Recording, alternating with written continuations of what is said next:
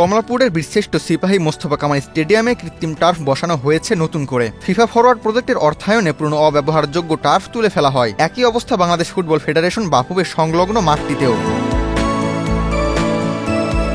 14 October মঙ্গলবার সকালে প্রতিস্থাপন করা দুই মাঠের উদ্বোধন করেন ক্রীড়া উপদেষ্টা আসিফ মাহমুদ সজীব ভুঁইয়া। এরপর অপর মাঠটি উদ্বোধন করেন বাফুফের সভাপতি তাবিদ আউয়াল। 2024 সালের 17 ডিসেম্বর মাঠ দুটি সংস্কার ও টার্ফ স্থাপনের কাজ শুরু হয়। প্রায় 10 মাসের কাজ শেষে মঙ্গলবার আনুষ্ঠানিকভাবে মাঠ দুটি উদ্বোধন হলো। সম্পূর্ণ প্রকল্পটির অর্থায়ন করেছে ফিফা। ব্যয় হয়েছে প্রায় 1.3 মিলিয়ন মার্কিন ডলার বা 15,83 লাখ টাকা। তত্ত্বাবধান করেছে ফিফার অনুমোদিত প্রতিষ্ঠান গ্রিনফিল্ড। এই টার্ফের মেয়াদকাল ধরা হয়েছে 15 বছর।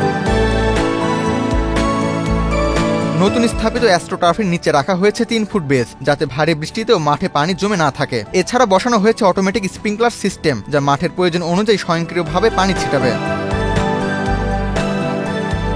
পদ্মা সেতু, মেট্রো রেল এবং এলিভেটেড এক্সপ্রেসওয়ে নির্মাণের গর্বিত অংশীদার বসুন্ধরা সিমেন্ট। প্রাথমিকভাবে মাঠগুলোতে বয়সভিত্তিক আন্তর্জাতিক টুর্নামেন্ট ও প্রথম বিভাগ ফুটবল ম্যাচ আয়োজনের পরিকল্পনা করছে বাফুফে। ভবিষ্যতে এই স্টেডিয়ামকে আন্তর্জাতিক মানে রূপ দিতে রং করা, চেয়ার স্থাপন, ড্রেসিং রুম সংস্কারের মতো কাজ হাতে নেওয়া হবে বলে জানান বাফুফের সভাপতি। তিনি আশাবাদ ব্যক্ত করেন, শিগগিরই কমলাপুরের এই স্টেডিয়াম আন্তর্জাতিক ম্যাচ আয়োজনের জন্য উপযুক্ত রূপ নেবে।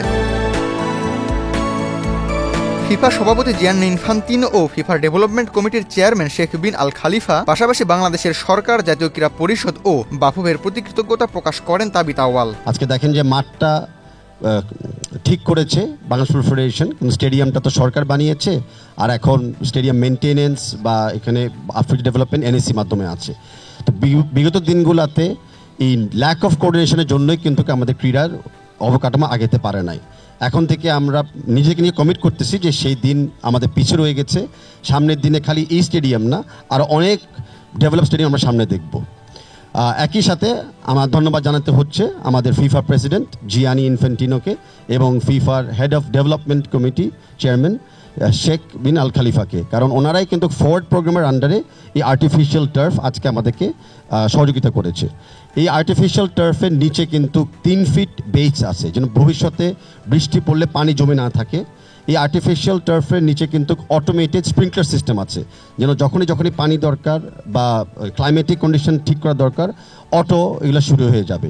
আমাদের জেনারেটর ব্যাকআপ থাকবে, কারণ অফকোর্স ভবিষ্যতে আমরা চেষ্টা করব সেম ফরওয়ার্ডের মাধ্যমে স্টেডিয়ামের বাকি যে কাজগুলি বাকি আছে, রং করা, চেয়ার লাগানো, চেঞ্জিং রুমস আপগ্রেড করা, সেগুলোকে আমরা অতি শিগগিরই ইমপ্রুভ করে একটা ইন্টারন্যাশনাল স্টেডিয়ামে উপযুক্ত আমরা নিয়ে আসতে চাবো। এছাড়া ফিফার অর্থায়নে কক্সবাজারের রামুতে একটি টেকনিক্যাল সেন্টার নির্মাণের উদ্যোগও চলছে। সরকারের পক্ষ থেকে জায়গা বরাদ্দ দেওয়া হলেও পরিবেশগত কারণে প্রাথমিক স্থানটি বাতিল করা হয়েছে।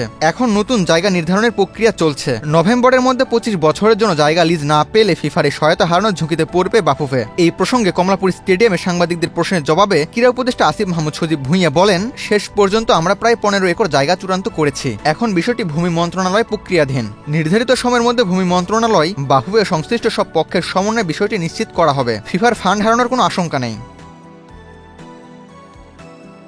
নতুন এই কৃত্রিম টার্ফ মাঠ দুটি বাংলাদেশের ফুটবলে আধুনিক অবকাঠামোর সংযোজন। বাফুফে আশা করছে এগুলো দেশের তরুণ ফুটবলারদের আন্তর্জাতিক মানে গড়ে তুলতে বড় ভূমিকা রাখবে। আবু তালহা, বাংলাদেশ প্রতিদিন।